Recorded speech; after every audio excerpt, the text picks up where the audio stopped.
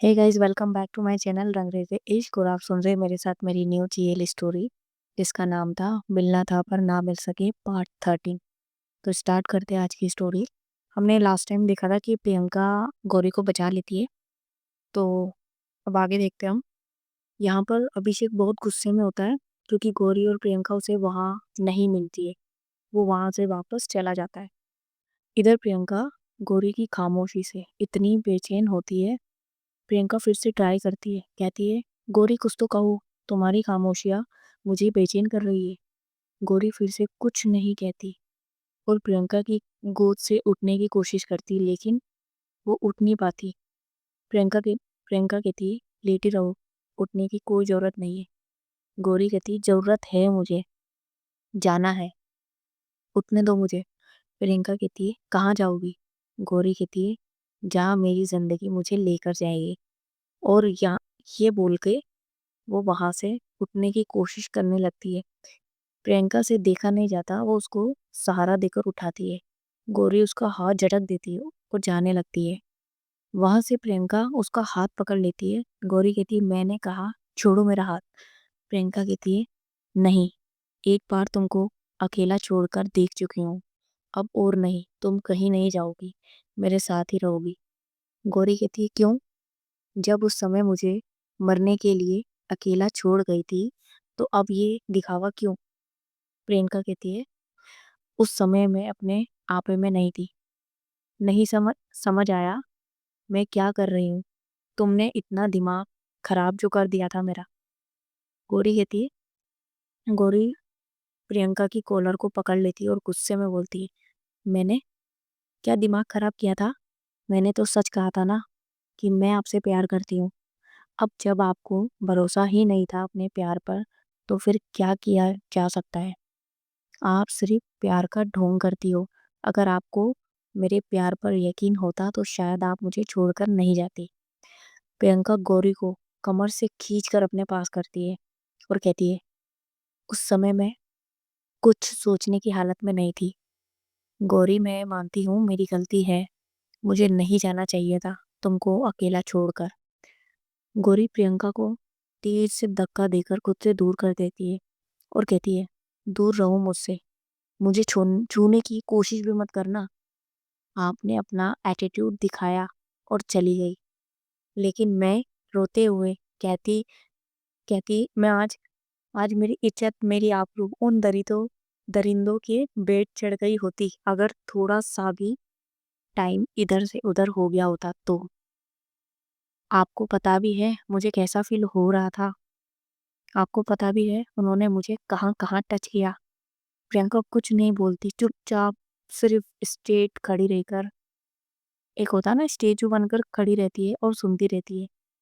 गौरी अपनी साड़ी का पल्लू था वो नीचे गिरा देती है। प्रियंका अपनी आंखें बंद कर लेती है और कहती है, पागल हो गई हो क्या? ये क्या कर रही हो? गौरी कहती, क्या हुआ? आंखें क्यों बंद कर ली है? देखो ना, आपको क्यों इतनी शर्म आ रही है? उन दरिंदों ने तो मुझे ऐसे देखा है ना। प्रियंका अपने हाथों को जोर से टाइटली भींच लेती है गुस्से में। गौरी बोलती जा रही थी, प्रियंका आंखें तो गौरी कहती है, प्रियंका आंखें तो खोलिए, देखिए ना उन्होंने मुझे कहाँ कहाँ टच किया है। प्रियंका अपनी आंखें खोलती है धीरे से और कहती है, गौरी प्लीज चुप हो जाओ। गौरी कहती है, अरे क्या हुआ? आपको सुनकर बुरा बुरा लग रहा है? मेरे साथ तो ये सब कुछ हुआ है, सोचो ना मुझे कितना बुरा लग रहा होगा जब उन्होंने मेरे कमर पर कमर पर हाथ रखा था। जब उन्होंने मेरी कमर पर हाथ रखा था ना, तो ऐसा लग रहा था जैसे मैं मर जाऊंगी। उनका एक एक टच मुझे पल पल मार रहा था, घुट रही थी मैं अंदर से। मैं तब ईश्वर से यही प्रार्थना कर रही थी कि हे भगवान मेरे प्राण ले ले। और उस लड़के ने उसकी कमर पे जहाँ टच किया होता है, गौरी उसे अपने नाखून से इतनी तेज खरोचने लगती है। प्रियंका का ध्यान उस ओर नहीं जाता, वो तो बस गौरी को सिर्फ देखे जा रही थी, उसकी आंखों में देखे जा रही थी, उसके दर्द को महसूस कर रही थी। गौरी के मुंह से जब एक आह निकलती है तब उसका ध्यान हटता है उसकी कमर पर जाता है जिसे गौरी ने अपने नाखून से नोचा होता है। उस जगह पे अब हल्का हल्का ब्लड आना स्टार्ट हो गया था। प्रियंका गौरी को पकड़कर जोर से झिझोड़ती है और कहती है, क्या कर रही हो? होश में तो हो ना तुम? मैं समझ सकती हूँ तुम पर क्या बीत रही होगी उस टाइम, लेकिन खुद को इस तरह नुकसान पहुंचाना ये भी तो सही नहीं है ना बच्चा। गौरी रोते हुए कहती, आप नहीं समझ सकती प्रियंका, ये सिर्फ वही लड़की समझ सकती है जो इस सिचुएशन से गुजरती है। उन्होंने मुझे छुआ, वो लड़का मेरे इतने करीब आ गया था कि बस किस ही करने वाला था। मैं अपने शरीर का हर उस अंग शरीर के हर उस अंग को उसके एहसास को मिटा दूंगी जहां जहां उसने मुझे टच किया था। उसके दिमाग में बस एक बात घर कर चुकी थी कि उन्होंने छुआ है मुझे। प्रियंका को इस टाइम पे समझ में नहीं आ रहा होता है कि वो क्या करे। गौरी आस-पास पड़े पत्थरों को उठाकर अपने हाथों पर और जहां-जहां उन्होंने उसे छुआ होता है उस जगह पर उसे रगड़ने लगती है बहुत तेजी से। प्रियंका उसका ये पागलपन देखकर शॉक हो जाती है। प्रियंका उसे रोकने की कोशिश कर रही होती है लेकिन वो तो रुकने का नाम ही नहीं ले रही थी।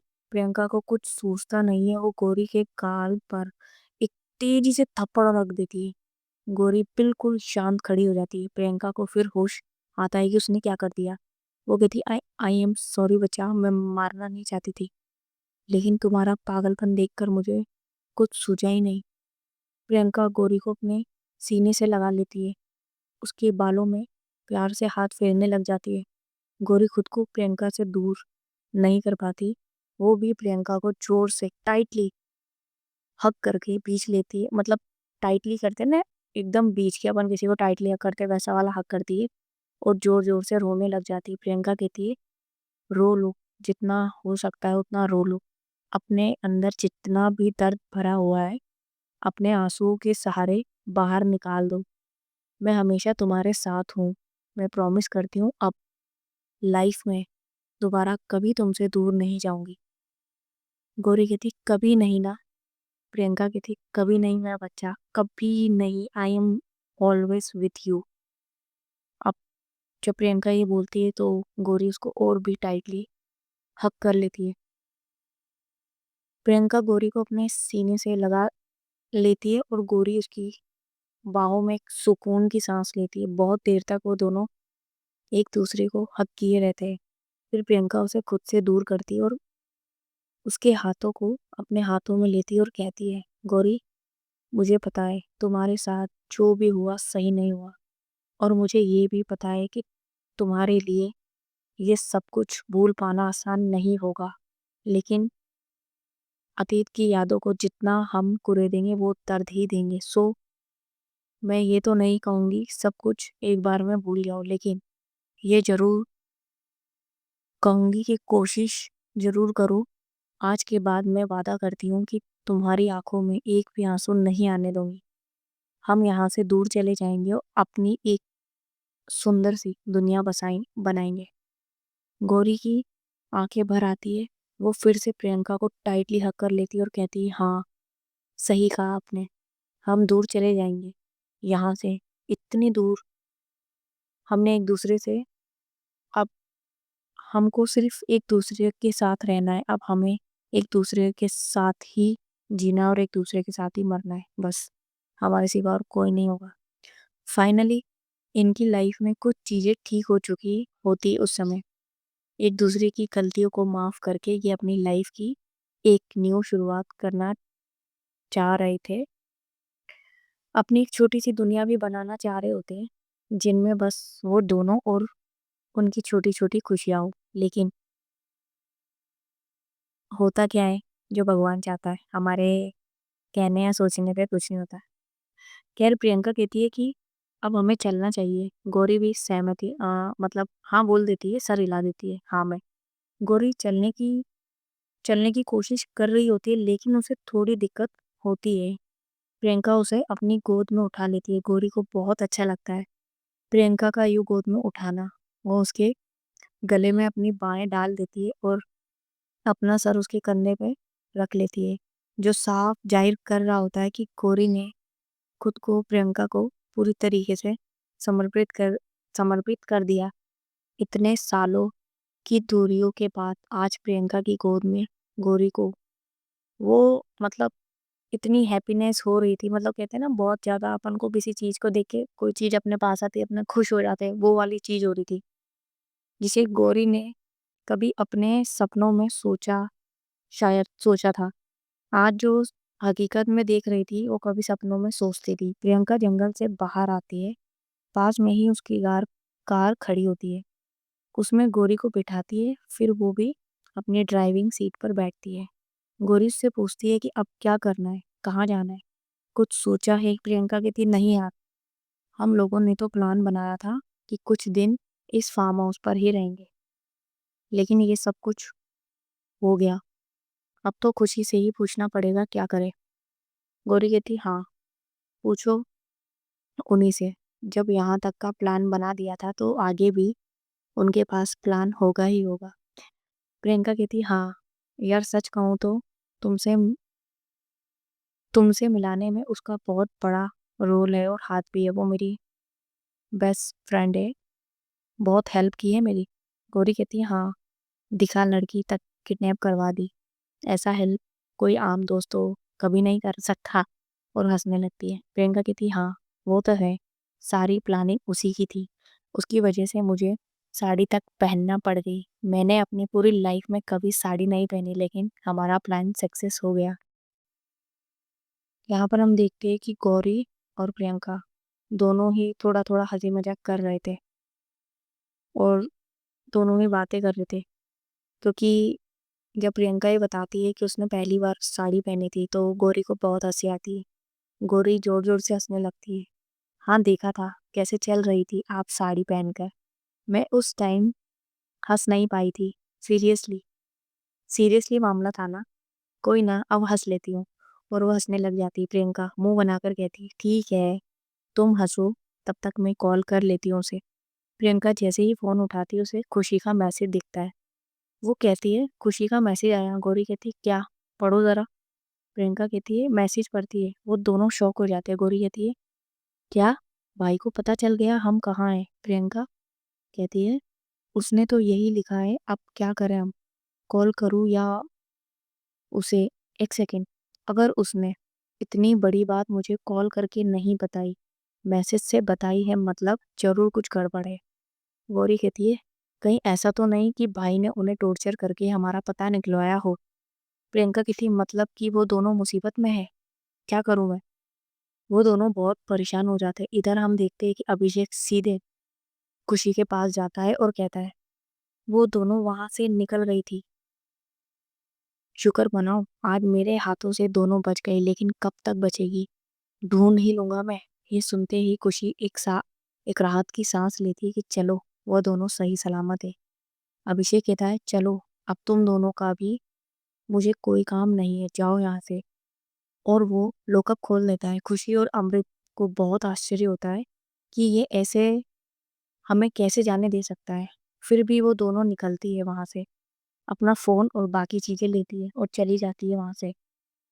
ये सब चीजें उस कांस्टेबल को पछती नहीं है। वो अभिषेक के पास जाती है और कहती है, सर इतनी मुश्किलों से तो ये लड़कियां हाथ में आई थी और आप इतनी आसानी से इन्हें छोड़ रहे हो, ऐसा क्यों? आप ठीक तो हो ना? अभिषेक कहता, हाँ मैं तो बिल्कुल ठीक हूँ। कांस्टेबल कहती है, फिर ऐसा क्यों किया आपने? अभी अभिषेक कहता है, तुमने एक कहावत सुनी है कि चिड़िया को जाल में फंसाने के लिए दाना डालना ही पड़ता है, बस वही समझ लो कि मैंने भी दाना डाल दिया है। चिड़िया के फंसने का इंतजार है। और वो बहुत ही एक अजीब सी स्माइल करता है। कांस्टेबल है ना, उसको क्या पता ये क्या सोच रहा है। कांस्टेबल के पूछने पर वो बताता है कि उसने खुशी और अमृत को फॉलो करने के लिए कुछ लोग हायर किए हैं, वो 24 घंटे उन पर नजर रखेंगे। खुशी बाहर जाकर अपने फ्रेंड से कांटेक्ट करने की कोशिश जरूर करेगी। फिर क्या हम फिर क्या हम लोग दबोच लेंगे उन दोनों को? कांस्टेबल, सर आप तो बहुत ही इंटेलिजेंट हो, क्या आप प्लान बनाया है? इससे तो सांप भी मर जाएगा और लाठी भी नहीं टूटेगी। अभिषेक कहता, तो तुमको क्या लगता था मैं ऐसे ही एसएचओ बन बन जाऊंगा? वाह, मैंने भी घाट घाट का पानी पिया है। कांस्टेबल कहती, सर सच में आप कमाल के हो। अभिषेक कहता है, ये ना मस्केबाजी किसी और दिन करना, अभी नहीं। काम कर लो जल्दी। जल्दी से खुशी और अमृत का नंबर सर्विलेंस पे डालो। वो कब कहाँ है उसका लोकेशन मिलता रहेगा हमें। कांस्टेबल कहती है, यस सर। इधर हम देखते हैं कि खुशी कैब बुक करती है। वो अमृत के फ्लैट पर आते हैं। पूरे रास्ते खुशी अमृत से बात नहीं करती। अमृत को ये चीज़ बहुत ज़्यादा दुखती है। मतलब उसको ऐसा लगता है कि ये मेरी बेस्ट फ्रेंड होकर बात नहीं कर रही है। मतलब होता है ना, एक चीज़ खलती है। वो उससे बात करने जाती है। कहती है, खुशी मुझे तुमसे बात करनी है। खुशी कहती है, टेंशन मत लो, बस आज रात मैं यहाँ रुकूंगी, कल चली जाऊंगी। अब तक जितनी मेहरबानियाँ की है उसमें एक मेहरबानी और कर दो कि आज रात होने तक, क्योंकि शाम तो हो गई है, कल देख लूंगी मैं अपना। अमृत कहती है, खुशी प्लीज मुझे माफ कर दे यार। मुझे उस टाइम समझ नहीं आया था मैं क्या करूँ। वो लोग मम्मी पापा को बुलाने को कह रहे थे, और तुझे तो पता है ना कि मेरे मम्मी पापा कैसे है। मैं बहुत डर गई थी। खुशी कहती है, मैं समझ सकती हूँ उस टाइम तुम्हारी सिचुएशन क्या होगी, लेकिन तुम्हारी एक गलती की वजह से मेरी फ्रेंड और उसकी गर्लफ्रेंड की जान जा सकती थी। तुमने देखा ना अभिषेक की आंखों में कैसा पागलपन था। अमृत कहती है, मुझे माफ कर दे प्लीज। खुशी कहती है, मुझे रेस्ट करना है, तुम जाओ, सुबह बात करते हैं। अमृत ना चाहते हुए भी बेचारी वहां से मुंह लटका के चली जाती है। खुशी अपने बेड पर बैठ जाती है। अचानक उसे ऐसा लगता है जैसे उसे कोई देख रहा है। वो लड़की के वो खिड़की के पास जाती है, इधर उधर देखती है, कोई नहीं रहता। वो खिड़की को तुरंत बंद कर देती है और आके बेड पर बैठ जाती है। लेकिन उसके दिमाग में शक का जो बीज था वो उग चुका था कि कोई तो था वहाँ। इधर हम देखते हैं कि हमारे न्यूली लव बर्ड्स बहुत परेशान होते हैं। प्रियंका को समझ नहीं आता कि वो करे तो क्या करे, अपना फोन ऑफ कर देती है। गौरी से पूछती है कि फोन क्यों ऑफ किया, तो प्रियंका कहती है कि मेरा फोन ऑन रहना स- खतरे से खाली नहीं है। हम एक बहुत बड़ी मुसीबत में फंस चुके हैं। अब आगे का रास्ता हमें खुद ही तय करना होगा। गौरी कहती है, ऐसा क्यों कह रही हो आप? आपकी फ्रेंड का क्या, जो शायद भाई की गिरफ्त में है अभी? प्रियंका कहती है, तुम जानती नहीं हो मेरी फ्रेंड को सही से, इसीलिए ऐसी बातें कर रही हो। वो बहुत चालाक है, कुछ ना कुछ जुगाड़ बना बना ही लेगी वो। गौरी कहती, शायद आप मेरे भाई को नहीं जानती, वो कैसे इंसान है, वो कभी नहीं छोड़ेंगे खुशी को। प्रियंका कहती है, क्या है तुम्हारा भाई? एसएचओ ही है ना, लेकिन तुमको ये पता है कि खुशी कौन है? गौरी कहती है, कौन है? प्रियंका कहती, उसके पापा कमिश्नर है। वो आराम से निकल जाएगी वहां से। अभी हमें अपने बारे में सोचना होगा कि हम कैसे निकले। गौरी कहती है, ओहो, इसीलिए वो लड़की इतनी डैशिंग थी। एक बार के लिए तो उसे देखकर मेरा दिल फिसल ही गया था। प्रियंका उसे घूर के देखती और पूछती, क्या बोला अभी तुमने? तुम्हारा दिल फिसल गया था? गौरी कहती, हाँ तो, इतनी सुंदर और डैशिंग लड़की पर तो किसी का भी दिल फिसल जाए। प्रियंका का मुंह एकदम से उतर जाता है। ऐसा लगता है कि वो अभी रो देगी। गौरी उसका फेस देखकर समझ जाती है कि इसने सीरियस ले लिया है इस बात को। वो उसके हाथों पर अपना हाथ रखती है और कहती है, सुनो, चाहे कोई भी कितना भी डैशिंग हो, लेकिन मेरा दिल सिर्फ आपके लिए है। I love you. Priyanka Gauri की ये बात सुनकर तो फूले नहीं समाती। वो भी गौरी का हाथ पकड़कर उस पर एक छोटी सी किस करती है। गौरी कहती, आगे भी देख लो या एक्सीडेंट कराना है। और वैसे भी मुझे बहुत जोर से भूख लगी है, रात में कुछ नहीं खाया, कुछ खिला दो पहले तो। प्रियंका कहती, हाँ तो ढूंढ रही हूँ ना मैं, कोई कोई हल ढूंढती हूँ। और तुमको बोला था ना रात में खाना खाने को, लेकिन नहीं, तुम ठहरी जिद्दी इंसान। चलो आगे चलते, देखते कुछ मिल जाए तो। गौरी कहती है, नहीं, पहले सुन लो मुझे, फिर कुछ खिलाना। वैसे भी आपके ताने ही काफी है मेरी भूख मिटाने के लिए। वो अपना मुंह दूसरी साइड कर लेती है बोल के। प्रियंका कहती, अच्छा बाबा, चल रही हूँ ना, देखते हैं कुछ मिलता है मिलता है आगे तो फिर देखते हैं। गौरी कुछ नहीं बोलती, प्रियंका कार स्टार्ट करती है और वहां से निकल जाते हैं। करीब 30 मिनट चलने के बाद उन्हें एक ढाबा दिखाई देता है। गौरी बच्चों के जैसे खुश हो जाती है और कहती है, वो देखो आगे ढाबा है, जल्दी से गाड़ी रोको, बहुत जोर से भूख लगी है। प्रियंका थोड़ा गुस्से से, यहीं रोक दूं गाड़ी? गौरी देखती है कि प्रियंका थोड़ी ही गुस्से में हो गई है, तो वो चुपचाप हो जाती है। वो ढाबे पर जाते हैं, गाड़ी पार्क करते हैं। गौरी झट से कार का डोर खोलकर उतर जाती है। लंगड़ाते हुए जाकर वो खाट टाइप पे होती है, खाट टाइप होती है ढाबों पे, वहां बैठ जाती है। उस पर बैठ जाती जाके प्रियंका हंसती है, कहती है पूरी की पूरी बच्ची है। वो भी जाती है वहां पर बैठती है। एक आदमी आता है, उन दोनों से पूछता है कि क्या खाना है। गौरी तुरंत से बोल पड़ती है, इस ढाबे पर जितनी रेसिपी है सब लाओ। वो आदमी वहां से चला जाता है। प्रियंका उसे बहुत शॉकिंग वे में देखती है। गौरी कहती, क्या हुआ, ऐसे क्यों देख रही हो आप? पैसा तो है ना? प्रियंका उसके गालों को अपने हाथों में लेती है और कहती है, इतना है जितने से तुम्हारी सारी जरूरतें आराम से पूरी कर सकती हूँ। गौरी एक प्यारी सी स्माइल पास करती है उसे कुछ देर बाद। और जैसे ही कुछ देर के बाद वहां पर खाना आता है, प्रियंका कहती है, अरे ये तो एक ही थाली में है भाई साहब, दिख रहा है ना, हम दो लोग हैं। गौरी उस आदमी से कहती है, आप जाइए। वो आदमी चला जाता है। प्रियंका कहती है, क्या मैडम, मैं इंसान नहीं हूँ, मुझे भूख नहीं लगती? गौरी कोई जवाब नहीं देती। वो पूरी का एक बाइट बनाती है और तोड़ती है, तोड़कर एक बाइट बनाती है, उसे प्रियंका की ओर करती है। प्रियंका चुपचाप बैठी होती है। गौरी कहती है, क्या हुआ, मुंह तो खोलो। प्रियंका समझ जाती है कि गौरी का एक ही थाली में खाने का मन है। सो गाइस, आज की जो स्टोरी है वो मैं यहीं पे एंड करती हूँ। आई होप आपको मेरी जो स्टोरी है वो पसंद आ रही होगी। तो लाइक करना, कमेंट करना, शेयर करना, ठीक है। मिलते हैं नेक्स्ट पार्ट पे। Tata bye bye, take care.